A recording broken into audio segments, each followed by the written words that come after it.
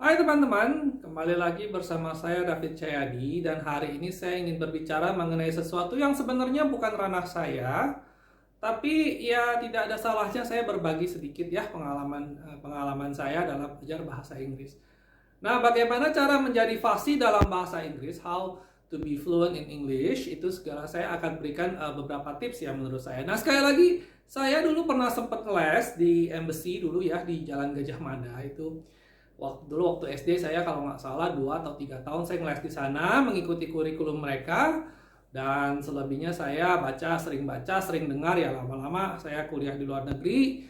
Nah, sekarang saya sudah fasih bahasa Inggris, cuman mungkin karena memang sudah lama tidak dipakai, jadi it's getting a bit rusty, but bear with me, oke? Nah, menurut saya kalau misalkan Anda ingin fasih dalam bahasa Inggris dengan mudah, bukan dengan mudah ya, tapi menurut saya bukan guru bahasa Inggris, tapi menurut saya cara yang paling efektif untuk saya adalah kesatu.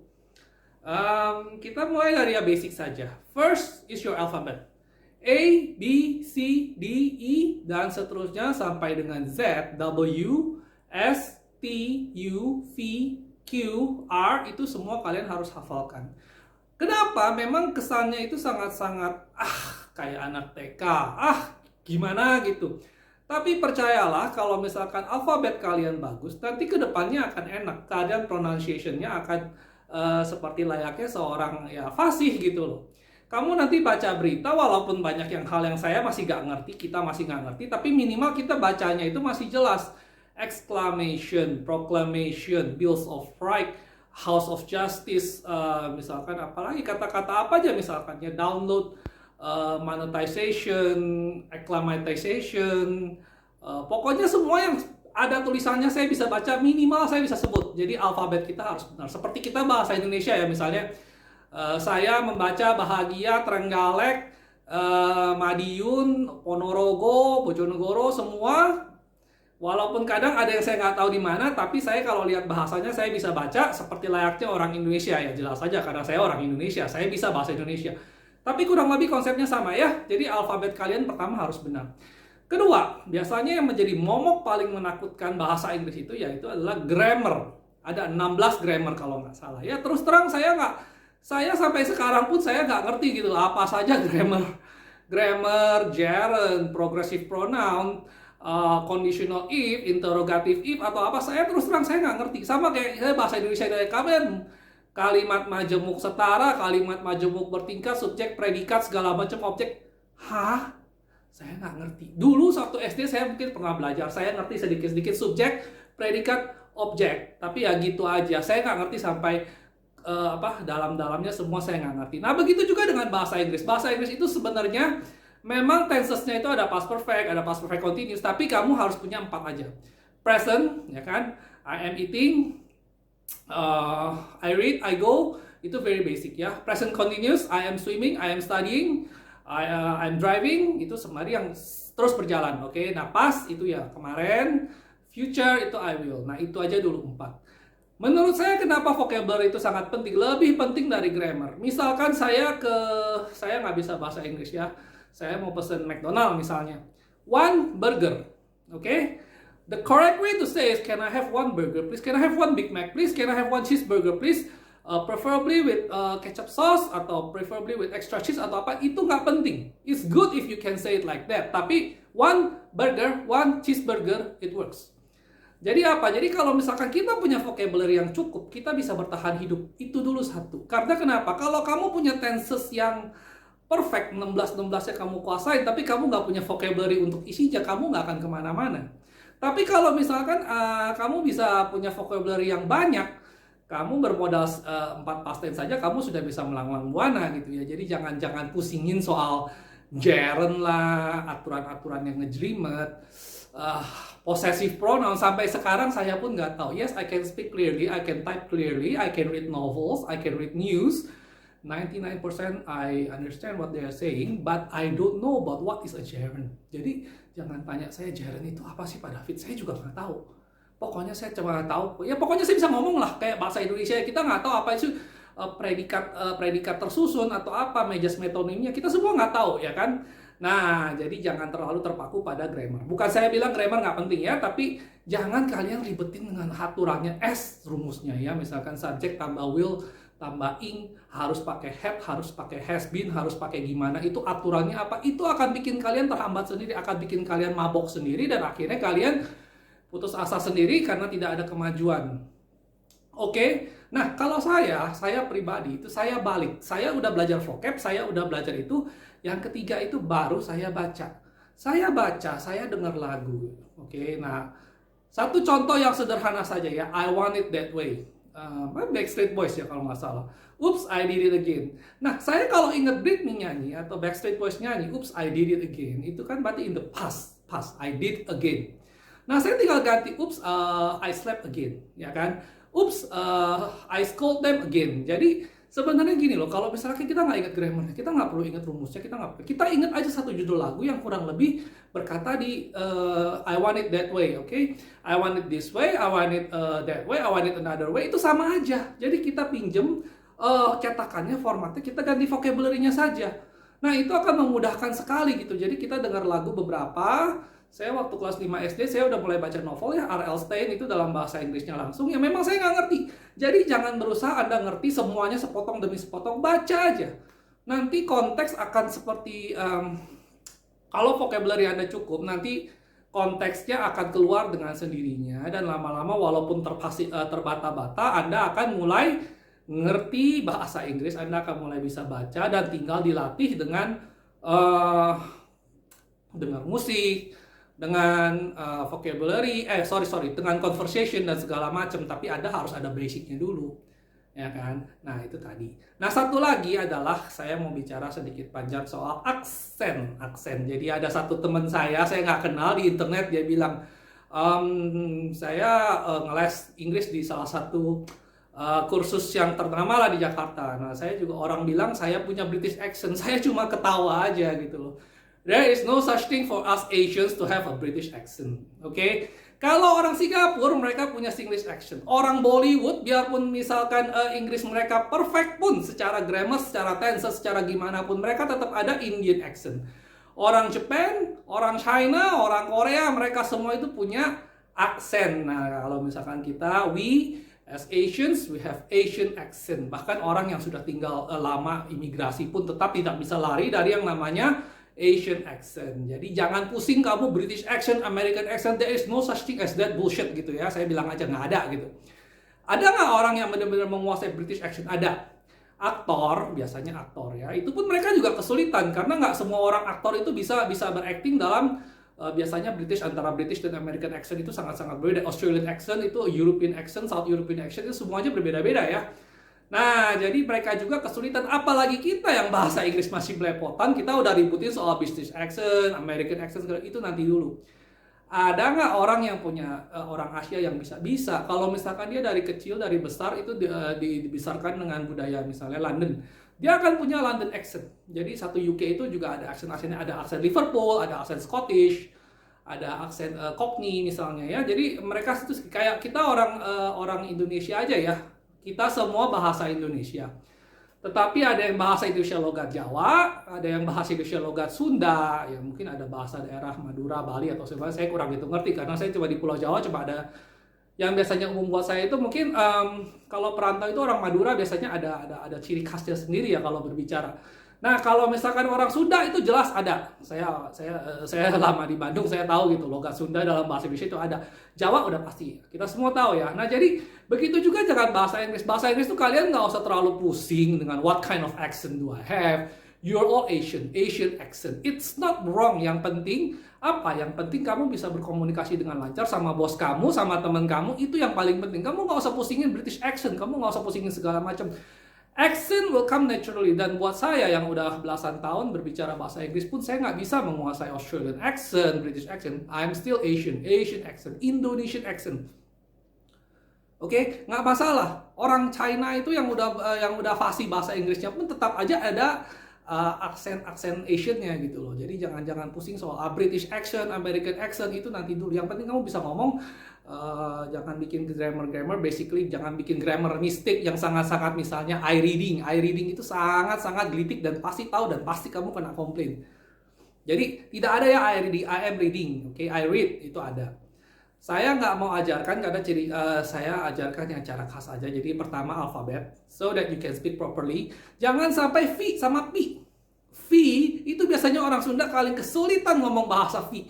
Saya nggak tahu kenapa ya, tapi nama saya David itu satu pabrik itu anak buah saya semuanya Pak David, Pak David, Pak David. Bahkan sampai kalau ngundang saya ke pesta perkawinan pun ditulisnya Pak David pakai P, pakai I, pakai T. Dan saya kadang kesel sekali gitu loh. Nama bos kalian saja kalian nggak bisa hafal gitu. Karena jadi balik-balik lagi alfabetnya harus benar. Pronunciation-nya harus seperti ahli. Walaupun kita nggak ngerti apanya, tapi kita pronounce ya pronounce aja. Misalkan acclimatization gitu loh. Saya aklimatisasi, saya juga nggak gitu ngerti apa artinya, tapi minimal saya bisa ngeja dengan benar, saya bisa membaca dengan benar. Nah, ketiga, jangan terlalu pusing soal tenses. Jadi let it flow naturally, kamu ngomong aja. Memang salah is okay, tapi kamu nonton serian, usahakan jangan pakai teks boleh ya, tapi usahakan teksnya makin lama tuh jangan dibaca. Jadi kamu sembari baca, sembari lihat, sembari baca. Dengar lagu, usahakan kamu ngerti, kamu catat, kamu tulis.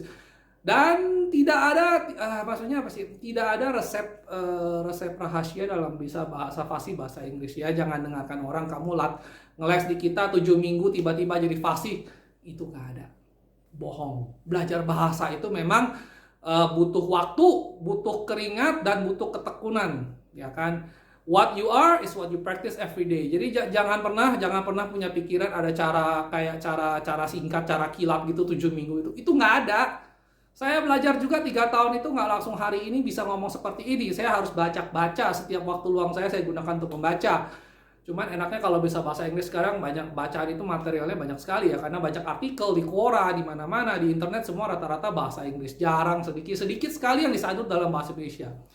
Nah, jadi kalau kamu bisa bahasa Inggris dengan fasih, ya nggak apa-apa. Kamu ngomong mungkin masih terbata-bata, tapi minimal kamu sering baca, kamu sering dengar, kamu sering nonton, kamu sering dengar lagu, nanti lama-lama sense of language kamu akan semakin terasa gitu. Jadi jangan sekali lagi jangan pusingkan soal formula, gerund, possessive pronoun segala macam itu nanti aja. Yang penting vocabulary, pronunciation, sama banyak dengar, banyak latihan. Nah, itu aja. Dan kamu jangan patah semangat kalau misalkan saya udah latihan 1 bulan kok kelihatannya kayak nggak berani ngomong, nonton masih nggak ngerti. It takes time, ya. Kamu nggak pernah tahu kapan tiba-tiba klik kamu ngerti bahasa Inggris. Saya pun gitu. Awalnya saya belajar below, above, church, saya belajar telur, saya belajar sailing segala macam. Vocabulary itu sepertinya tidak guna semua, tidak nyambung. Pokoknya saya nggak ngerti deh. Namanya juga buku bergambar ya. Zaman dulu saya kelas 3 SD itu kan ada gambar pesawat terbang di atas gedung, itu namanya above, di atas kita berarti kan. Saya nggak tahu kapan, tapi tiba-tiba setelah 6 bulan, tiba-tiba everything click, saya tiba-tiba bisa baca. Jadi jangan kaget juga gitu ya. Tiba-tiba, ini saya dapat ketangkap-tangkap semua, tiba-tiba masuk jadi satu. Nah, dari situ, saya setiap baca misalnya 100 paragraf ya, saya ngerti 80%. Tapi karena ada konteksnya, saya jadi bisa menebak-nebak, saya jadi bisa mengira-ngira, akhirnya setiap hal yang saya baca ada hal baru, saya cek dan nambahlah kosakata saya gitu kan, nambahlah saya punya sense of language. Jadi now I can talk to you in English. Memang mungkin sedikit rusty, saya udah jarang pakai gitu ya, tapi I go to swim I went to swim yesterday, I went to the cinema. Saya kalau ketik ya mungkin kalau lagi tiba-tiba begini saya juga kurang sedikit fasih, saya nggak tahu mau ngomong apa ya. Nah, tapi kalau misalnya Anda mau fasih bahasa Inggris, jadi ya harus usaha juga, jangan terpaku pada tenses, perbanyak vocabulary, dan basicnya harus benar. Saya rasa itu 4. Yang paling penting juga ya, jangan peduli soal accent. It's okay, you're Asian with Asian accent, Singlish with Singlish accent, itu tidak apa-apa. Itu nggak usah di bukan sesuatu yang memalukan, bukan sesuatu yang aib. Ke orang bule aja kalau belajar bahasa Indonesia saja dia pasti ada bule aksen ya kan. Misalnya katakan Cinta Laura gitu ya, dia ngomong bahasa Indonesia pun ada aksen bulenya, nggak salah, itu bukan kesalahan dia, bukan berarti dia nggak bisa bahasa Indonesia kan, tapi memang ya lidah kita itu diciptakan yang mungkin memang begitu. Nah, jadi jangan pusing juga. Semoga video saya kali ini walaupun tidak ada hubungannya dengan bisnis, tapi ya kalau kamu bisa bahasa Inggris itu ya lumayan juga sih. Nanti kamu seiring dengan usaha kan, nanti kan kita bisa ketemu peluang yang bagus, kita bisa berkomunikasi dalam bahasa Inggris walaupun misalkan hanya untuk basic saja gitu kan. Hi, how are you doing? Good morning, good afternoon gitu kan. Jangan malu, jangan malu juga, tapi juga jangan malu-maluin juga, jangan kepedean. Kamu baru les bahasa Inggris 3 minggu, terus tiba-tiba ngajak ngomong bule, akhirnya yang ada dia cuma manggut-manggut doang, good, tapi sebenarnya dalam hati ngetawain kita, ya kan? Tapi juga jangan terlalu minder juga, jangan kamu udah 1 tahun tiap hari latihan, tapi suruh ngomong nggak berani, takut apa, malu, nggak usah. Gitu kan, jadi ingat aja mereka nggak akan ketemu kamu lagi kok besok, jadi nggak usah terlalu malu-maluin. Nggak usah terlalu malu-malu, tapi juga jangan terlalu malu-maluin ya. Kita nggak pernah tahu kapan kita ready. Mungkin buat saya 6 bulan, mungkin buat ada 1 tahun, mungkin ada yang 3 bulan, ada yang tiba-tiba 2 minggu kalau dia cepet. Dan setiap hari itu beda ya antara mendengarkan musik yang hanya sekilas, sepintas, dan benar-benar mendengarkan itu adalah 2 hal yang berbeda. Saya waktu SMA itu suka dengar Club Project. Jadi Club Project itu lagunya cukup puitis juga. Saya sering dengar Club Project, tapi saya nggak pernah tahu. Saya bisa menyanyikan, tapi saya nggak pernah benar-benar ngeklik di otak saya. Dia tuh ngomong apa sih? Ya kan, tak bisa ke lain hati, nelangsa biru itu nelangsa apa?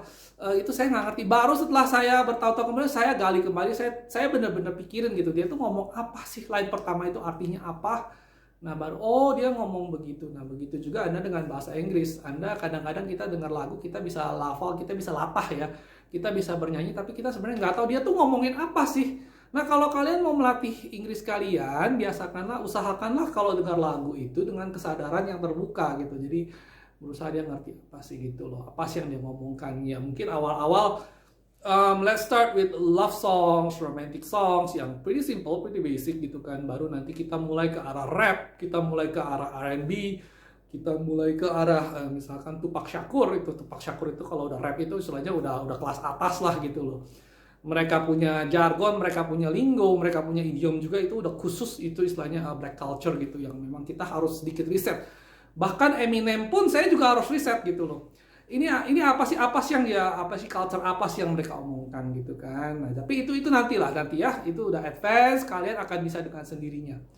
Seperti misalnya bahasa Indonesia pun ada misalkan gimana ya, apa ya contohnya ya, misalkan dulu perang bubat gitu kan, perang bubat atau misalnya perang Padri. Jadi kita tahu maksudnya perang bubat itu perang antara Sunda, kalau nggak salah Sunda dan Jawa, saya takut salah ya. Jadi pokoknya adalah.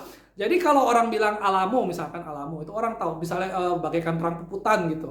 Kita tahu ya berarti perang sampai darah terakhir ya, sampai kalah juga ujungnya, tapi ya heroik kalahnya gitu. Nah, jadi untuk bisa mengerti sampai saat itu, tahap itu Anda juga tetap harus baca, Anda tetap harus gali, Anda tetap harus ada sedikit interest lah dalam bahasa Inggris. Dan pilihlah satu hobi yang menurut Anda, misalkan saya suka bahasa Inggris, saya suka politik, ya saya pilih bacaannya sekitar politik gitu. Jadi saya pas belajar itu saya nggak tersiksa. Ya hitung-hitung saya tambah pengetahuan, ya kan, tambah menarik gitu. Misalkan saya suka Perang Dunia Kedua, ya saya buka aja artikel tentang Perang Dunia Kedua sembari saya belajar bahasa Inggrisnya. Ya sembari saya ya istilahnya kayak kita baca cerita aja gitu. Nah, sekian saja. Semoga buat mereka yang tiap hari nanya gimana sih cara fasih bahasa Inggris, terus ngelihat formula tensesnya sampai ngejelimet gitu. Kadang-kadang saya kasihan juga, makanya saya tergerak untuk bikin video ini supaya buat kalian, language is actually very simple. You just have to speak it. You just have to understand it, convey it, and speak it naturally. You don't have to worry about the grammars and the stuff. It will come naturally. Okay. Up until today, I don't know what is present past continuous. I don't know the formula, everything, but I can speak in English. I can converse in English. I can read in English, and I can write in English. And for me, that is enough. So semoga tips-tips saya kali ini berguna buat adik-adik. Mungkin orang juga yang memang udah di atas saya gitu, pengen belajar bahasa Inggris lagi. Ya cobalah terapkan gitu. Dan jangan putus asa kalau misalnya seminggu tidak ada hasilnya. Memang karena ini butuh waktu ya, butuh 3 bulan konsisten loh. Tiap hari 1 jam, setengah jam, tiap hari itu sampai 3 atau 6 bulan atau 9 bulan baru mulai kelihatan hasilnya. Jadi jangan patah semangat kalau bisa 1 bulan kok kayaknya bosen gitu ya. Memang ya this is learning language ya, memang kayak gini gitu. Oke, nah sekian saja. Kalau misalkan Anda suka ya tolong like and subscribe. Dan masih banyak lagi video-video saya mengenai bisnis yang kebetulan kali ini tidak ada hubungannya dengan bisnis ya. Tapi ya kurang lebih begitulah. Oke, terima kasih telah menonton dan sampai jumpa.